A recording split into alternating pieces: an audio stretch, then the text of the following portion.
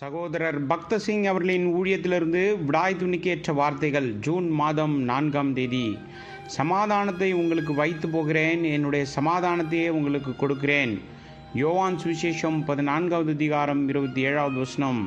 மிக எளிதான கேள்வியை உங்களிடம் வைக்க விரும்புகிறேன். நீங்கள் உண்மையான சமாதானத்தை அனுபவிக்கிறீர்களா? ரட்சிக்கப்பட்டிருந்தாலும் பலருக்கு உண்மையான சமாதானம் இல்லை. சத்ரு அவர்களை ஏமாற்றிவிட்டான்.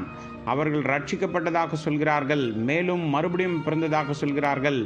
ஆனால் அவர்களின் வாழ்க்கையும் அனுபவத்தையும் வைத்து ஆராயும்போது ஏதோ எங்கோ தவறு இருக்கிறது. கர்த்தராகிய இயேசு கிறிஸ்து சமாதானத்தை கொடுக்க இந்த உலகத்திற்கு வந்தார். ஏசியா தனது தீர்க்க தரிசனத்தில் கர்த்தராகிய இயேசு கிறிஸ்துவின் பிறப்பு, வாழ்க்கை, பாடுகள், மரணம், உயிர்த்தெழுதல் மற்றும் 2ஆம் வருகை ஆகியவற்றை மிக நுணுக்கமாக தீர்க்க தரிசனமாக சொன்னான். ஏசியா தீர்க்க தரிசன புஸ்தகம் 9வது அதிகாரம் 5வது வசனத்தில் அவருடைய பல நாமங்களில் ஒன்று சமாதான பிரபு. அவரால் மேலும் அவர் மூலமாக மட்டுமே மனிதர்களாகிய நாம் சமாதானத்தை காண முடியும். பெத்லஹேமில் அவர் பிறந்தபோது பரலோக சேனையின் திரள் இதே செய்தியை பூமியில் கொண்டு வந்தார்கள். உன்னதத்தில் இருக்கிற தேவனுக்கு மகிமையும் பூமியிலே சமாதானமும் மனுஷர் மேல் பிரியம் உண்டாவதாக என்று சொல்லி தேவனை துதித்தார்கள். லூக்கா சுவிசேஷம் 2வது அதிகாரம் 14வது வசனம். நம்முடைய கர்த்தர் உயிர்த்தெழுந்த பிறகு அவர் சொன்ன முதல் செய்தி, உங்களுக்கு சமாதானம்.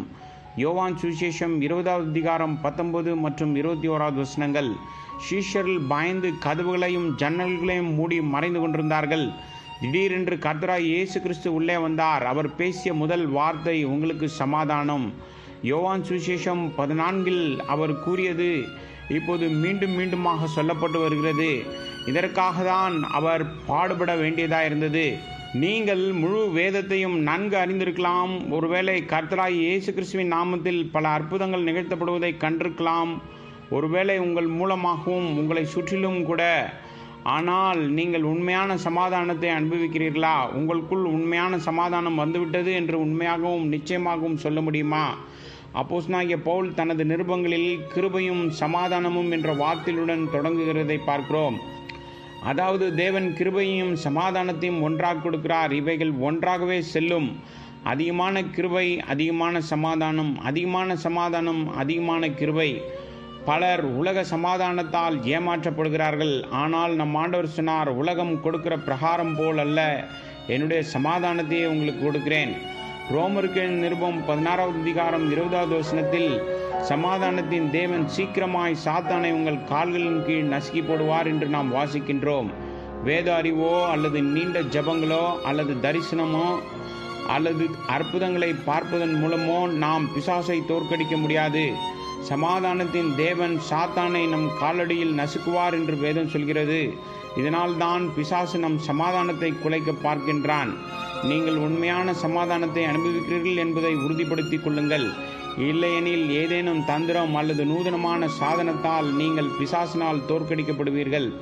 ரோமருக்கு நிருபம் 14வது அதிகாரம் 17வது வசனத்தில் தேவனுடைய ராஜ்யம் புசிப்பும் குடிப்பும் அல்ல, அது நீதியும் சமாதானமும் பரிசுத்த ஆவியினால் உண்டாகும் சந்தோஷமாயிருக்கிறது. தேவனுடைய ராஜ்யத்தில் உங்கள் பங்கு உங்கள் சமாதானத்தை சார்ந்திருக்கிறது. நீதியின் கிரியையில் சமாதானமாயிருக்கும். ஏசியா தீர்க்க தரிசன புஸ்தகம் 32வது அதிகாரம் 17வது வசனம். வெறும் வெளி தோற்றத்தால் நீங்கள் நீதிமான்களாகவோ அல்லது நல்லவர்களாக இருக்க போவதில்லை.